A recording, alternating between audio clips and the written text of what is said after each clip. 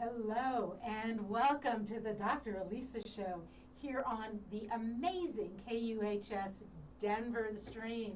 Welcome, welcome, welcome. I'm so glad that you tuned back in. If you're listening, awesome. If you want to watch live, you can. You can go to Twitter and look at KUHS Denver.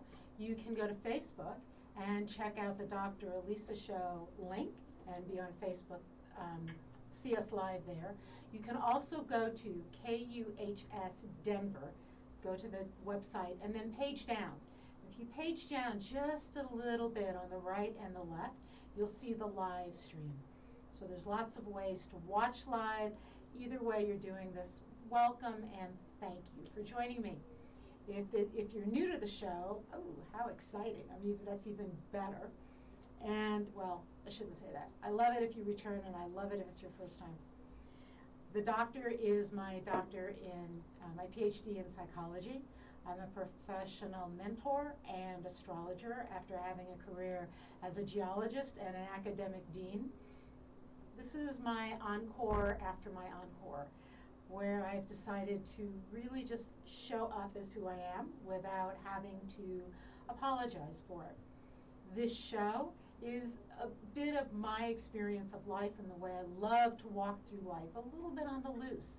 So what I do is I bring in guests, people who've inspired me in some way, and today's guest is no exception there. And also we're going to talk some spirituality and some astrology and just a big mixture of something that I hope ignites a renaissance of spirit within you. My goal is that when you're done listening to this show, you have something different you want to explore, a new way of thinking. Maybe you just feel inspired for the next hour to go outside and breathe deeply. Anything. That's my goal. So thank you for joining me. You can find me if you'd like to work with me one-on-one. As I said, I'm a mentor and I use astrology as a way to help. I do couples work where I use a composite chart to try to find the spiritual purpose of a relationship. Individually, I help you find your soul's craving. And you can find me at elisarobin.com. Robin is spelled with a Y. You can find me on Facebook. Elisa Robin. You can find me on Twitter and LinkedIn and Instagram, Elisa Robin. I'm really easy to find. You can also find me on Amazon. My first novel, Way of the Well, is still on Amazon. And yes, the second novel is still in production. Things do take a little longer than you think they will. This one is a spiritual adventure that I have actually built out some workshops on, and I'll be offering those probably in about a month. So that's a bit about me. I do want you to remember that this show is spiritually multilingual.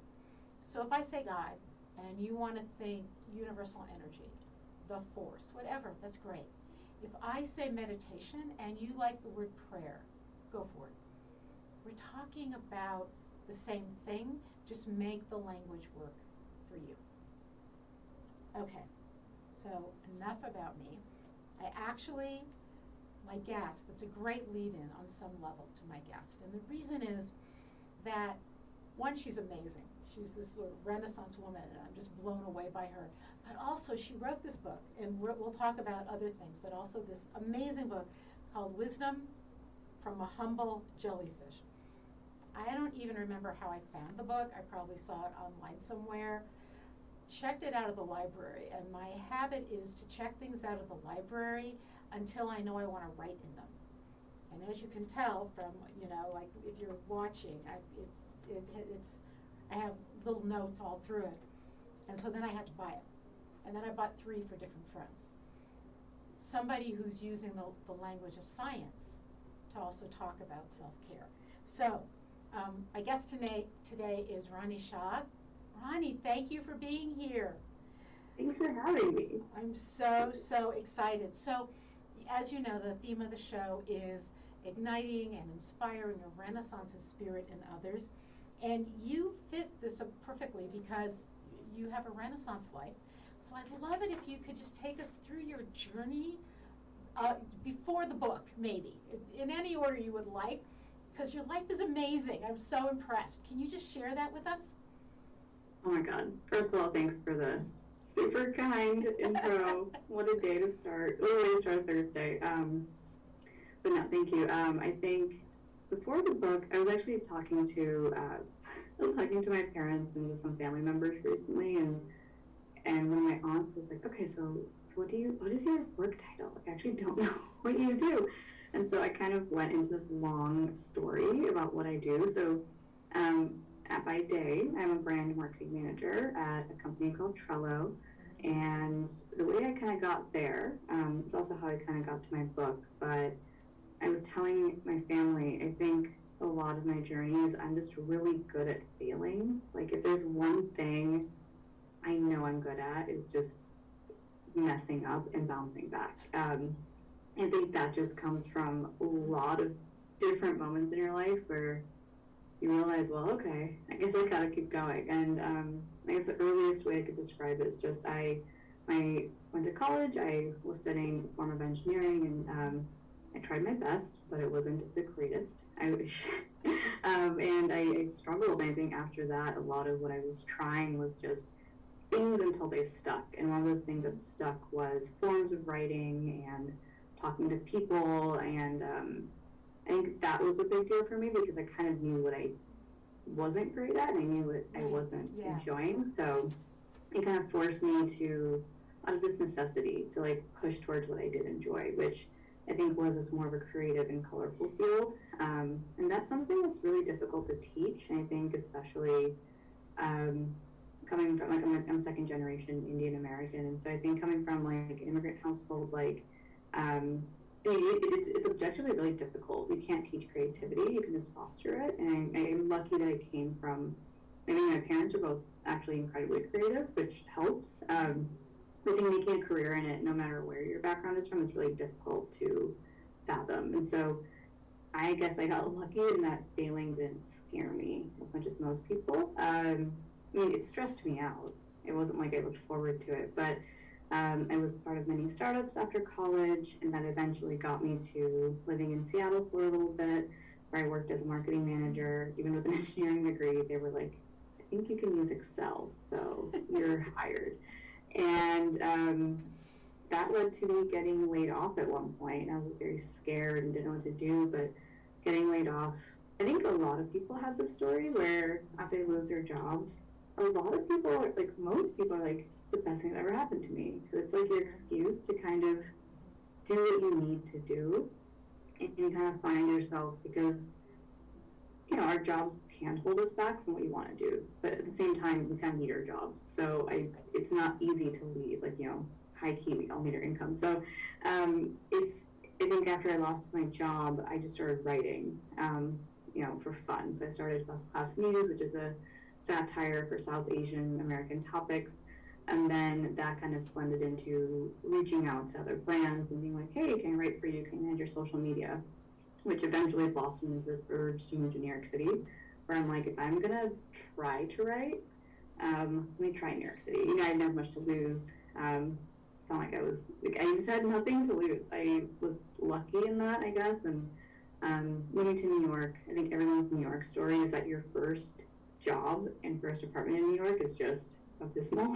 So you do it because you just want to make it work. And so I kind of just took the first job I could take. Got the first apartment I could take, which left me back. It was one of my best friends, and it was like a super fun time in my life. But definitely have moved on up from our 3-bedroom, like totally like this hilarious apartment. And I worked in content for a bit, and then I finally landed my dream job, which is where I'm at right now, which is at Trello, and I work in brand and content marketing. And that is actually how my book was kind of created. I wrote a blog post for work, and that caught the attention of a publisher at some point, and it went from there. It just whirlwind. So there is no right way. Just my advice to everyone is take what you can get and run with it. I love that, and what I love, because so many people see the end result. Oh, she's got a book, and it's really good, and we forget this journey. And you mentioned so many pieces that actually we share, that we have in common, and that I think people forget how powerful this is. So I'm second generation American, just like, right, so second generation, family from Russia and Poland, first degree, geology, science, first job, science, got laid off, moved off in a totally different direction. So we have a little bit of, I think there's some resonance there in our lives. And then this yearning, actually, to embrace creativity. You talk about it, actually, as also being afraid of it. But let's dig in there a little bit, because one of the things I've learned is that when I'm being really good at being creative, it's a little scary. I'm in the flow, but there's some fear mixed with that, because and I don't know what that is.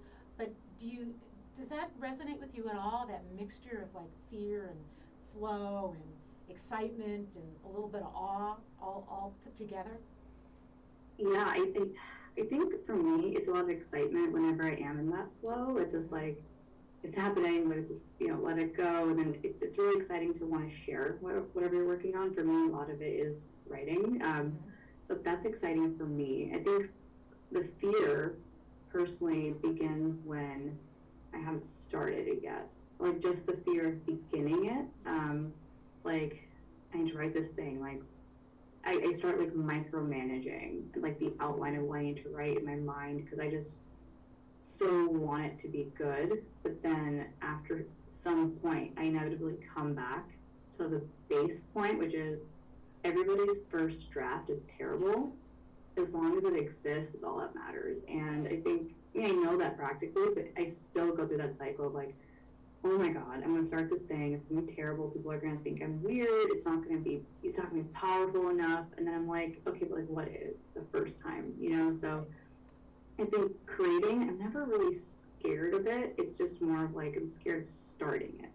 But once I do start it, that instinct kicks in of like, let's just keep going and see where it goes. It's kind of like the whole perfect is the enemy of the good. I love that quote, absolutely, which is like, it's never going to be perfect, but if you start on it, at least it'll be good. And then over time, you can like pick away, whether it's a painting or a piece of writing, or even if you're creating a board game, whatever you're creating, you'll get there. But yeah, personally, starting it, that freaks me out. It's that blank page that we're looking at, be it a blank canvas or a blank page when we're writing.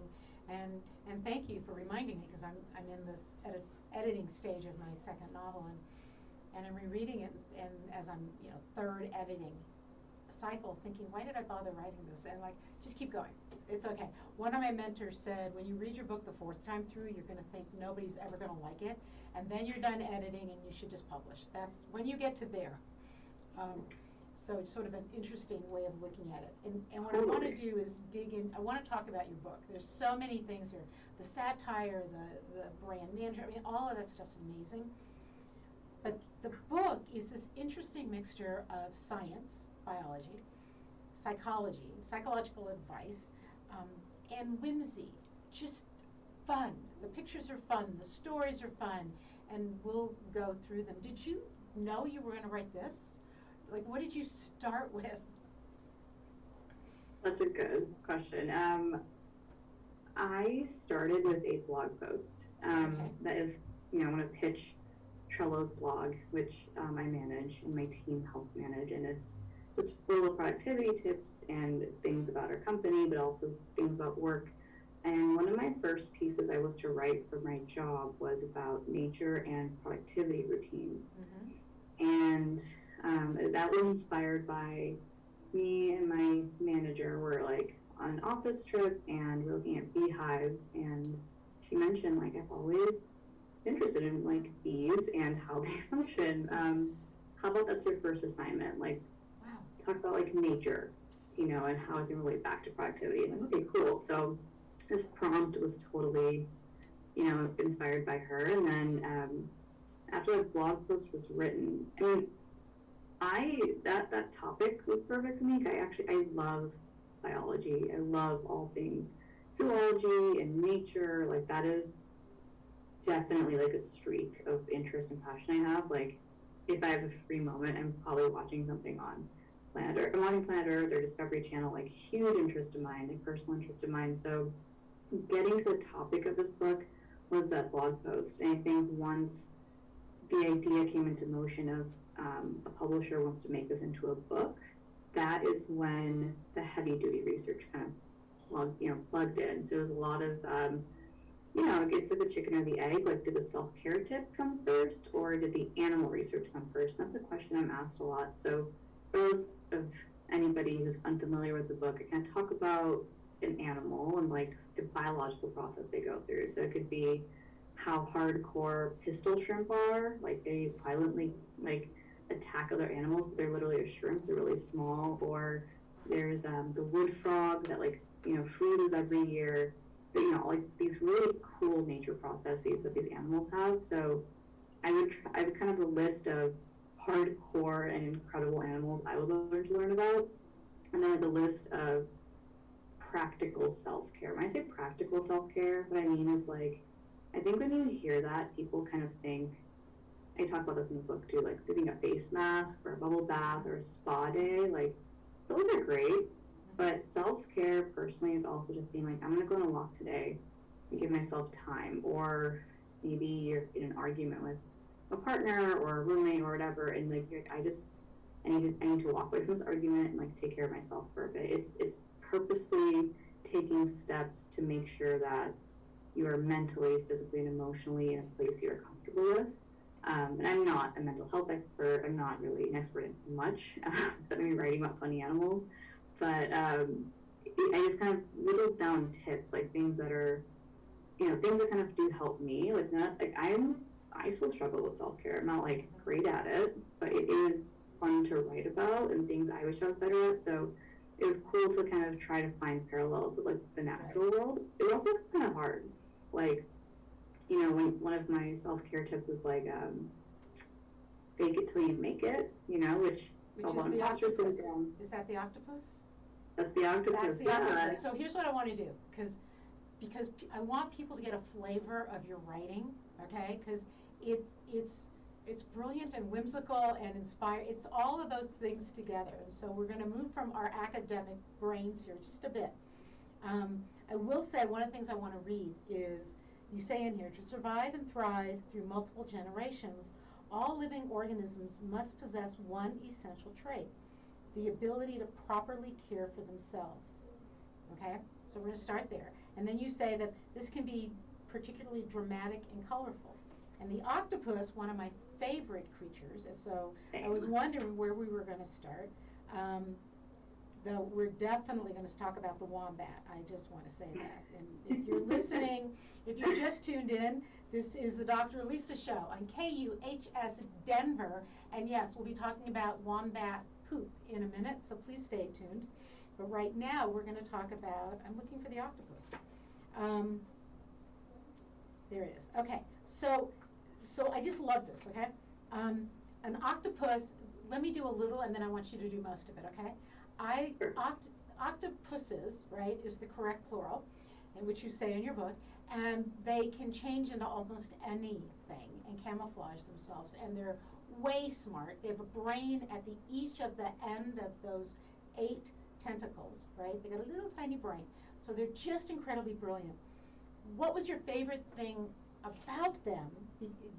Because, well, go ahead. What was your? Because I'm going to read you. Actually, I'm going to do it that way. That in here you say that when you're writing this and you're talking about critters, that every time you did that, you tried to envision yourself hanging out with Steve Irwin in some cool forest, or accepting the Pulitzer Prize, not stuck at the desk feeling like you forgot English and eating a bowl of cereal, right? And that leads you into the octopus, fake it till you make it, right? So what about the octopus really inspires you? Because this is hysterical. Oh, that is so kind. Okay, so certain species of octopuses, right, they kind of fall under cephalopods.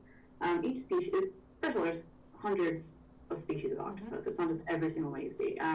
But certain species have this ability to change not just shape, but texture and color of their skin. So if you really think about this, it's not just the ability to change the texture and color of your skin, it's having the intelligence of knowing when to do it. So for example, when an octopus is maybe trying to hunt or trying to, run away from a predator, some of them will lay flat on the ocean floor, and their skin color, they will alternate really quickly, so it almost looks like blinking lights, to reflect sun and water on the ocean floor. So if you think about an ocean floor, like it'll be bright and dark because like there's sun and water kind of like reflecting off of each other. They will mimic light patterns to hide. They're also able to change. You think of an octopus kind of slippery, kind of like goopy. It's like very a smooth skin type. Some species can actually change their skin texture to become really, really rough, and they will actually go into the shape of kelp or coral. Like they will look like a solid object, and so if something comes by them, their video they'll just like go into a coral reef, and it is undistinguishable for us even to tell that is an octopus. So that just blows my mind to understand what a coral is and to know that I'm going to mimic that and when to do it. So that type of intelligence to me is just insane. It's not like they're just changing into a color every time. Like that can be, it's also really impressive, but that's more of like a sensor. Like, okay, they have a sensor, a lot of animals can do that, but they have the foresight to know when and how they want to transform. So that just, I could watch them all day. I know. There's an octopus TV channel, actually, I think, where you can watch them. And so that fake it till you make it is, so if I'm in the world of coral and I need to look like coral to be okay, then I should look like coral, right? Yeah. I mean, so how did you use that? So fake it till you make it. I basically it was kind of like, okay, this octopus is literally faking what it is at all times in order to literally make it, whether it's running from someone that's going to eat it or trying to get its own food, and that's not too far off from humans. I mean, we can't change the texture of our skin on the go, but we can change how we dress. We can change our posture. We can change how we speak. There's a lot of studies about, if you just put your hands on your hips and stand confidently, there are changes in your brain chemistry to make you feel more confident. Or if you smile in the mirror, there are actual changes, studies showing that you do reflect a bit more of happiness. Like you can trick yourself into feeling better. And that's not to say like be in denial. Like, it's okay, embrace being nervous, embrace being anxious at times, but it's just that, a lot of us, if not most of us, are faking it till we make it in a lot of situations. So it's okay. I think it's also talking about this phenomenon happens in nature. The octopus is just one of many animals and creatures that does it, but also happens, humans are just animals like the rest of us. We just happen to be a bit more, complicated. But we can fake it till we make it, and that's totally a viable thing to do. And if it's a means of survival, job interview, or again, I'm not saying on your resume, like I wrote my book, like on your resume, don't pretend like you were, like don't lie on your resume. Right. Yeah. But you can fake your confidence if you're feeling a bit down, or you can do it if you think you can. So I do mention imposter syndrome quite a bit. I think that is the scourge of the millennial generation currently. Which is fascinating, which is a whole other topic about why that is. And especially, I'm looking at chemical engineer, brand manager, start your own satire website, write a book, and yet I get it. I get that sense that we're like, am I always good enough? Am I, did I get there yet? Right? I mean, that thing. But instead of going down that rabbit hole, I want to stay with cephalopods for a minute, and I want you to talk to us about all of our misconceptions about oysters and pearls. Can you do that? Because there's so much stuff in your book that I'm like, really? I had no idea. Yeah. Okay. So correct me if I'm wrong. I think people perceive pearls, yes, objectively beautiful. I think they feel like pearls are a thing that oysters just have, right? Like it's just like, oh, like an oil, it's just you open up an oyster and you're lucky a pearl shows up. Right. I don't think they realize like pearls are the best way I can describe it, without sounding gross. Pearls are like what acne is for humans. When acne forms on your skin, it's like it's a reaction to dirt, right? It's a reaction to oil or dirt being stuck in a pore, and like a pimple shows up.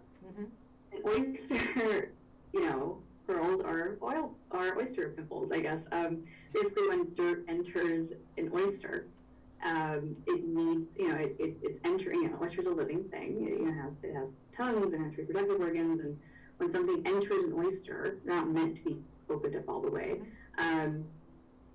the oyster's body needs to protect against this dirt or bacteria or foreign substance. And so what it'll do is it will cover this piece of dirt in a protective seal, which basically is the makings of a pearl. And over time, this will just become like a pearl that we are used to seeing, like a roundish, grayish, whitish little thing. And a pearl is just a beautiful thing that is made from a very difficult situation, which is sickness or debris. Because it can also be that, right? I mean, in your book you say, yes, it can form around a grain of sand, but it can also form because the mantle has been wounded, right? Exactly. So it's an immune response, basically. And it might not be, there may not be a piece of dirt, there might be another kind of wound or piece of damage, right? Yeah. So from a wound, we build something beautiful. Exactly. And I think, obviously I wish human pimples looked as pretty as pearls, but this was kind of meant more along with like, we just talked about like when you're laid off. I think a lot of people are like, wow, I kind of glad that happened. That happens because we got hurt or we got disappointed along the way, but good things happen after that, and even like when people go through a bad breakup, it's like, oh, then I found the person I was meant to be with. Like, it's a literal sense. It's also from more of a, just like a mentality where it's like, I don't think it's healthy to be like, everything's always going to be okay. It's okay to feel like things are bad, but in nature we see that an immune response to something really difficult or gross can be kind of nice, and that's same with us. It's a lot about the process, like starting a new project, doing anything for the first time, or reacting to something. It's really difficult in a moment, but it can definitely lead to something awesome, right? Like a pearl, whether it's a book or a child or relationship, whatever it is. I love the analogy, but I also just love the notion that it's not just one thing. It could be a grain of sand. It could be something else. And in our lives, I've been trying to get people through this show to also look at 2020 as, it was hard on everyone. What was beautiful? What came out of it that might change our world in a lovely way, or that would change your world, our world, my personal world. So that I think that there's another piece of that pearl is pearls of wisdom. Exactly. Right? That might look ugly on the surface also, like human acne. I do love that. But, okay, here's the one we got to talk about, just because I said we were going to talk about it, and I know I marked it and I can't find it, but I will. Wombats. I had no idea about wombats. First off, do you have a favorite animal in here, or can I just kind of go through mine? Oh my God, I love all of them. Go through yours. I love talking about people who are excited about them. I do love all of them. Okay, so I have the book in front of me, so I'm trying to find the wombat. Oh, there it is. Okay, so first off, I didn't know this mystery about wombats. You want to tell us about the mystery of wombats? And let's talk about it. Okay. So let's talk about what a wombat is, first of all. It's not a bat. It's not a little thing with wings that flies around. Yeah. The wombat, if you're familiar with like capybara is, or like, it kind of looks like a beaver, but like without the giant tail. It's like a very large rodent. Like, think like maybe like a corgi. Like it's like a dog-sized rodent. Yeah, it's a big size rodent, right? Yeah. And again, they're kind of round and it's kind of cute. The interesting thing about wombats that's like stumped scientists literally like until the last 3 or 4 years. Right. This is a very recent development. Right. Was that when wombats poop, when you think about animal poop, which is a lovely image for today, it's kind of just like gonna amorph. It's poop. Like, you don't think much of it. It's just gross and you avoid it. Wombat poop looks like dice. It is perfectly cubical. Crazy. Which is very confusing because, like, someone touched this? Who's tinkering with this? It's very confusing. And so, literally, and I'm telling you, everyone right now, if you're free, Google wombat poop, go to Google Images. It is literally cubical. Like, it looks like little pieces of dice. And so, at first, scientists were like, okay, maybe their rectum, like maybe there's like, you know, when you're printing something, maybe it's square, maybe their butt is square. Right, yeah. But that's not what it was. Okay. I can sort of imagine them checking this out, right? Like scientists, like, Yeah, like how do you find this out? Yeah. Like, also ethically, like you can't just like capture a wombat. Like you have to like ethically research this, and so right. Yeah. The team that ended up figuring this out, they, you know, sadly they saw a wombat that was killed as roadkill, and they decided to take it and study it. And what they found was that, you know, for any animal that produces waste, it goes to like some sort of intestine situation, and your intestines shape it, including humans, right? Our intestines are like long and circular. Human waste is typically that same shape. Wombat intestines are not cubical, but the way they digest food, it compacts their waste in a cubical way. So it stretches and extends in a way that in some way or form creates a cube. And the whole analogy of this was, you know, not to be crude, like, you know, everybody shits, everybody poops, it happens.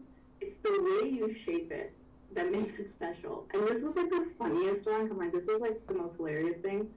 Why is it self-care? Why are we talking about poop? I think this is because it goes back to imposter syndrome a bit, where it's like, you know what, like, what you create, the way you shape your idea is what's going to take you, it's your experiences, your flair, your perspective is really what's going to tell this apart from somebody else doing it.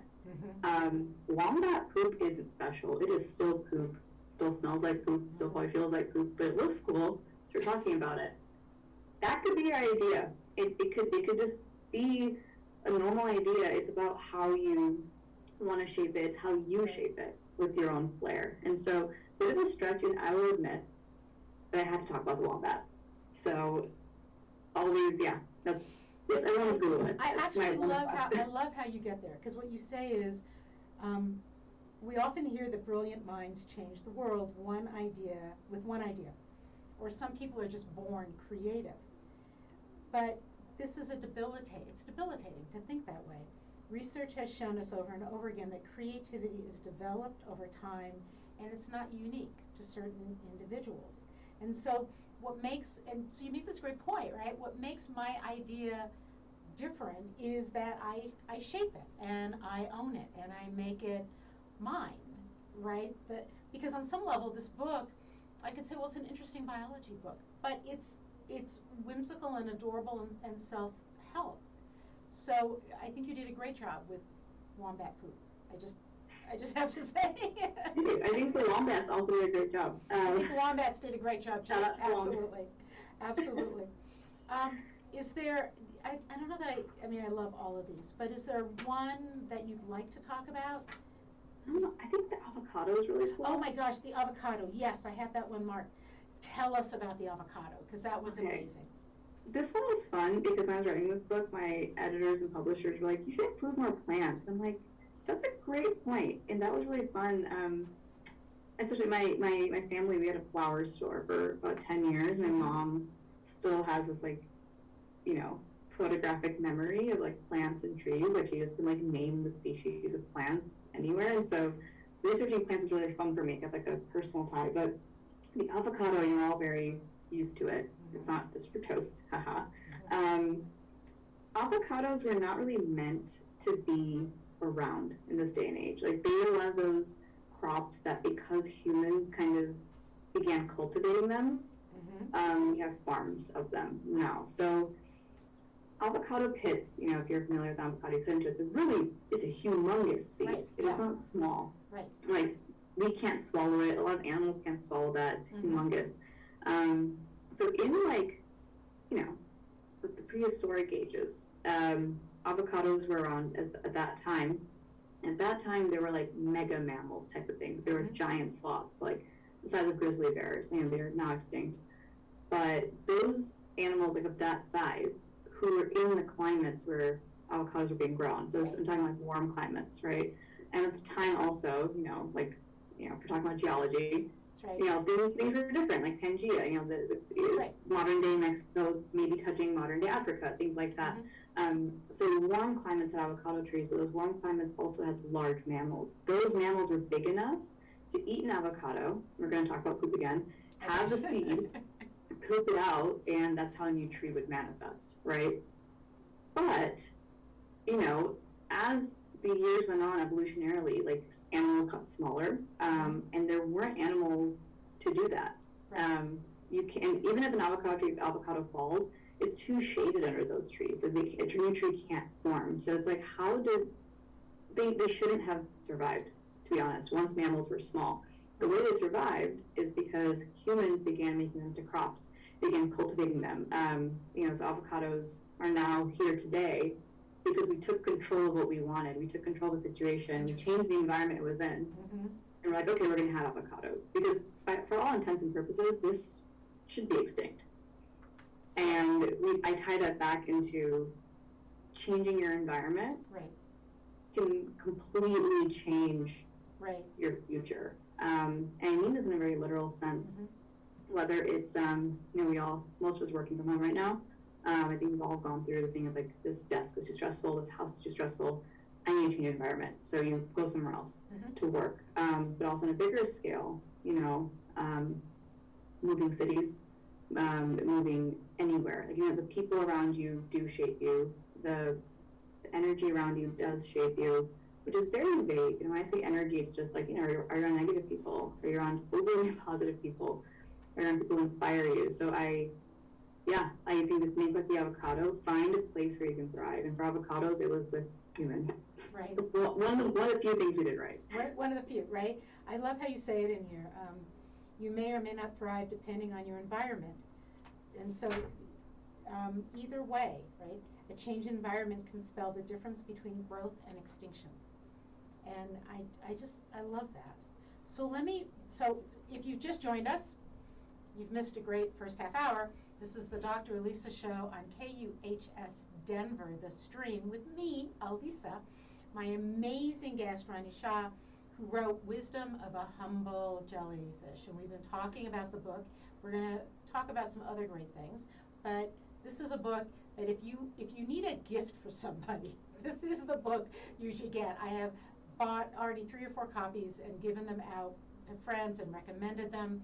It's an easy read, but it's scientific, it's psychological, and it's whimsical, all tied together, and I adore it, and I get to talk to this wonderful author. So Ronnie, I want to do a little bit of a shift, okay? Great book, great life, right? There's something else you say in here, and you do some pieces of advice. And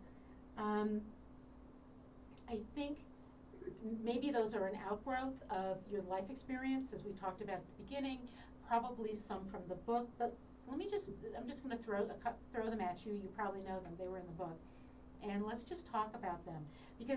And let me preface that. I know I'm talking a lot, but I want to say again, the 2020 was a really rough year for especially women. More women lost jobs. More women had to downsize their jobs, their career, because kids were home. And I think it's a great time for women to think about being an entrepreneur, moving in another direction. And I think some of the things you say are inspiring in that. So I'm going to quote you. Be authentic. Be you. Be unapologetically yourself. And those who support you will come out of the woodwork. Is that a life experience, or talk to me about that? Yeah, I think it really is. Obviously, I don't have any children. I can't relate to people having to deal with work and childcare. That is, like, kudos to everybody doing it, dads and moms alike. Like, it's just really a lot. I think with this, for people coming out of the woodwork, it is totally a personal experience. I think it's one of those things where we're all, like, subconsciously trying to maybe impress somebody or someone or some industry, and even if you're not, which is great. We all need support. And I think that could be that can be in a literal way, where it's like, hey, let me help you like make food today, or let me just provide some moral support. Any new thing that you do, or anybody ever does, always going to be met with some form of questioning. And it could sometimes be positive, it could sometimes be debilitating, where it's like, why are you doing that? That's kind of dumb, like, what's the point of that? I think kind of normalizing the fact that's going to happen makes it way less intimidating, because even if the form of support that you do get is someone saying, okay, cool, and just not putting you down is a form of support in some ways, I have found that even when like people I'm close to might not overly support me, I will find that elsewhere, and to me that is just proof of, you know what, like, you can find support in different forms. And I think that's what's true for anything. Like, people will come out for you if you make it known that A, you need support, and B, that you're doing something that might be a little new. I deeply do believe that, and I'm also lucky to have that. So it might be coming from a place of privilege, where I do have a big family and I have really warm friends, but when things have been difficult, I've even seen, like, you know, companies I worked for, they're smaller or bigger, like, there will be cheerleaders along the way. It's just a matter of finding them, making sure you surround yourself with them at points where you just don't feel good about yourself. So I want to tie, because something just occurred to me as I've been listening through this show. I want to tie a few pieces together and ask you a different kind of question. The first blog, somebody serendipitously said, write about, I love bees. And then we talk about people coming out of the woodwork. How much synchronicity, serendipity, is also part of your experience, which, you know, a lot of people think of as magic, or they think of it as, you know, not something they can rely on. But I'm hearing in your story repeating patterns of timing, of synchronicity, and serendipitous events. Yeah, that's really fair. I think my dad has said this before, but also just like my coworkers who I work with, and I talk about this a lot, where it's I got lucky, it's fine, I got lucky. And yeah, luck has a part of it, but I think the quote that sticks out to me is, success is when talent meets opportunity. Right. And the key word in this is not success, it's not talent, it's opportunity. And it's about when you get that opportunity, whether it's super small, whether it's like somebody is asking a small favor, or if it's like the tiniest opportunity, or if it's something incredible, like I had the chance to, write a blog post or write a book, take that opportunity. If that means, like, I think my pet peeve is when I see people who have an opportunity, like a job offer or a job interview, and they're like, I'm not really interested. Right. I'm not intending moving to that city, or that's not my field, or even like a date, like where it's like, I'm not gonna go, not my type. It's like, just do it. Just do it. It's an opportunity, and that's a big one. I think it's these opportunities that you don't take that you're always gonna look back and like, did I miss it? At flip side, also know your worth, right? It's also about, is this opportunity, am I spending time on something I don't need to? Am I going, is it in the direction I want to go? But yeah, success is when talent meets opportunity. And the only way your talent can even be progressed is if you take these opportunities, right? Like, I wasn't trained in writing, for example, but I kept writing badly until it got good enough to make me money. And like you asked, like, how much does luck have to do with it? Let me while you struggle with that word luck, I'm not in any way suggesting luck. I'm suggesting that magic of exactly what you said. I wasn't great at writing, I kept writing. I listened to, she likes bees, I listened to that. I had an opportunity, I took it. That's the engine behind synchronicity, right? It isn't that you, I'm in no way saying you were lucky. Oh my gosh, you have a degree in chemical engineering. You weren't lucky, you worked really hard. You took that and flipped that into brand marketing. You worked really hard. You wrote a book, right? All of it, but in there, you were aware of every, like an opportunity that just showed up. and then Totally. wait Yeah. for it, right? Do you have an animal that can represent that for us? Can you think of one?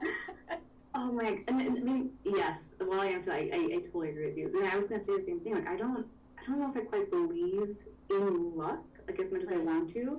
But I do think you can make your own. You can believe you're lucky, and in that you're more open to opportunity. I think I really do believe in that, and I think maybe an animal that goes for it is maybe an animal that maybe isn't afraid to fail. I think that might be. Again, I am a vegetarian for life. I was raised Jain, which is a religion that believes a lot of nonviolence. Mm-hmm. So for me to say that I think a predator would be good is very out of character. But a lot of like these predatorial cats, like they will chase after prey. Mm-hmm. I'm not saying be violent and hurt people. I'm saying take your chance and try to catch your chances. Like, mm-hmm. Put yourself out there. You know, like. Animal references, the way whales eat, they open their mouth and let things happen to them and come in. Yeah, they'll survive, and their whales are huge. That's okay, waiting for something, but at the same time, you do need to go out there and request it. You need to ask for it. You need to work for it. You need to inquire. It's not being afraid of asking a dumb question, because you need to understand there is no dumb question. It's just you don't know yet. And so, yeah, I would just any like kind of predatorial animal that puts itself out there, knowing the risk is that if they expend energy, they're going to be tired and might not be able to hunt. Like it's just honing in on, again, their talent and their opportunity, and that's how they'll succeed in getting their goal. Right. I have this image of birds of prey, and and again, right, in nature, somebody, everyone's got to eat, and so this is how it happens, right? But you never, like a bird of prey can miss whatever it's going after occasionally. You don't see them like whacking themselves in the head with their wing going, stupid eagle, what was I thinking, right? They just like, I'm cool, I'm a bird of prey, I'll try again. They're going to try again. They just try again. They're really good at failing. They're very good at failing. You talk about porcupines, really good at failing, right? There's just like on and on. But humans, we seem to have this notion, I grew up in a family that if you didn't have the talent, you could never do it. I'm like, well, how can I be talented? I'm a kid. I don't even know what's out there yet, right? And you said it when you said you wrote badly until you wrote better, right? Yeah, and talent, it's like it's a muscle. Like unless you practice it, it's not going to get better. Mm-hmm. And I think it's even with animals, it's like a lot of these animals, they're really built to do what they are built to do. With people, our superpower is kind of like our minds, right? Some of us are athletes. That's definitely not me. That's their superpower is like athletic ability. But for most of us, it's our minds. And for us to keep going is kind of, it's a stigma, right? It's very cultural too. Like certain cultures, you can't afford failure. And that makes sense. Like certain, coming from certain backgrounds, like it's very expensive to fail at times. Mm-hmm. It's also a cultural thing. It's also an economic thing. But at the end of the day, it comes down to what is your threshold? Mm-hmm. Push your own threshold. I'm not saying sell your house tomorrow and start a business. Like, you can take baby steps, but take that step. Be okay with trusting yourself that you'll figure it out. Mm-hmm. I think that's the biggest thing. Because any animals out there, they're not really, and they're like a bird. They're trying to eat food, but they're trusting themselves. Like if I don't make it, they kind of have to because they got to eat. So right. And so you sort of talk about that. I'm going to put these two ideas together because we're getting close to time. You talk about being open to feedback and then also following up. So I have to say that both of those are difficult, I think, for people, right? Because I want feedback, but could it all be good, right? It's very difficult to get a book back from the editor and it's just redlined, right, or yellow lined or whatever. Odd story of my life, yeah. Right, I know. And then I want to follow up with people, and it seems like there's so many people to follow up with that it gets difficult. But I think if I want good feedback, I still have to follow up and give good feedback. I see that as a circle almost, like a flow. Does that make sense to you? I think that makes sense, totally. Feedback sucks. because nobody likes to, it's like so stressful. Like no matter what, you know, we have like review cycles at work, and like a bit of it is a bit intimidating. It's like, oh my God, but credit where credit is due. I think the people I work with are exceptional at providing feedback. I think that's also a skill, is providing feedback that is useful. And I think once you realize that feedback is useful, you get less scared of it. So some of the feedback, you know, to be super candid, I've received is like, you know, maybe projecting more confidence or maybe being a bit more reliable. And the sting, 100%. Like, it sucks. But when you understand that everyone's telling you this while also valuing you, it's like, okay, they're only telling me this because I can handle, they think I can handle it.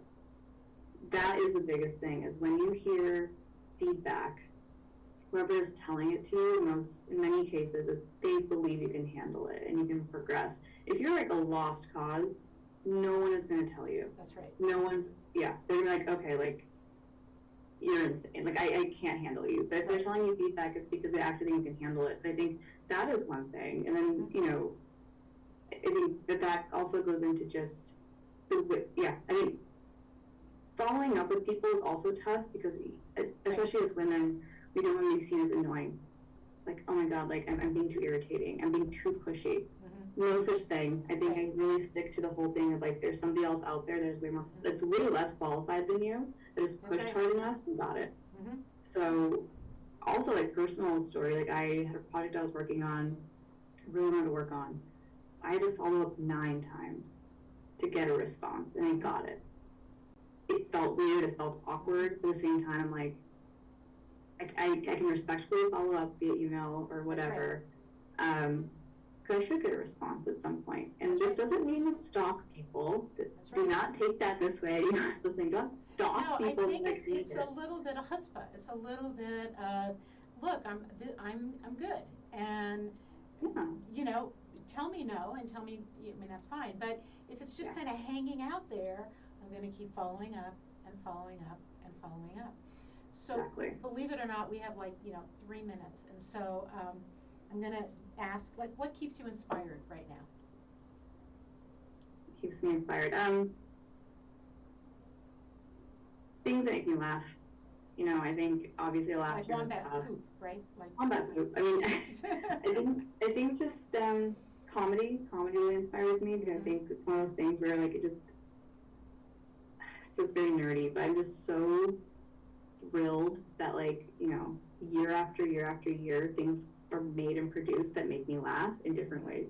And like, it's such a creative and fun field. So any creative writing, whether it's like Saturday Night Live or a sitcom or a funny book, comedy, like even like dark comedy, like last year was tough, but just that capacity of the human mind to find humor. Humor is so unique to our species.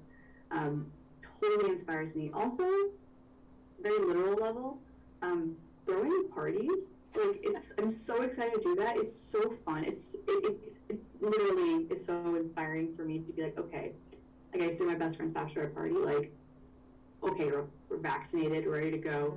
How can we be creative and have a good time? Like, I love when people gather. I love understanding what makes people tick, what makes a group, different groups of people, whether or not I get along with them or whether they're my best friends, all the different way of operating.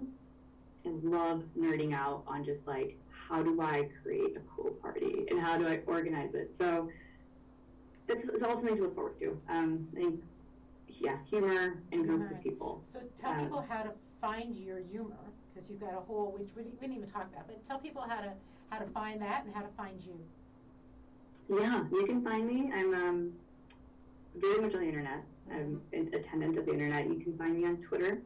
You can find me on LinkedIn. You can find me on Instagram. It's just Ronster Monster, so RAANSTER Monster. And then if you want to check out Fuss Class News, I've been a bit quiet on it lately. I've been focusing on other things, but that's just fussclass.com, FUSSclass.com. Some funny articles, fave of the day, and my Twitter is just me retweeting ridiculous things. So I love your Instagram. I love your Twitter. I follow you on both. And if you are listening, so thank you, Ronnie, for chatting with me today.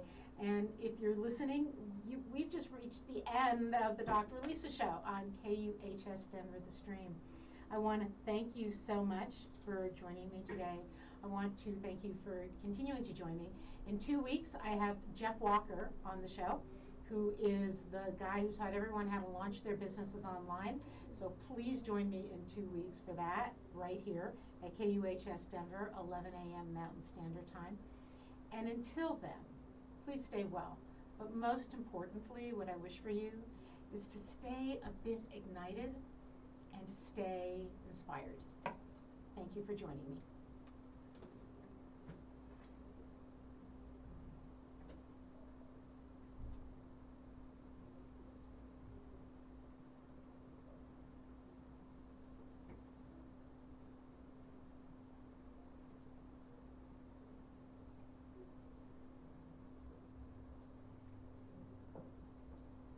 We should be off, even though the camera is still on.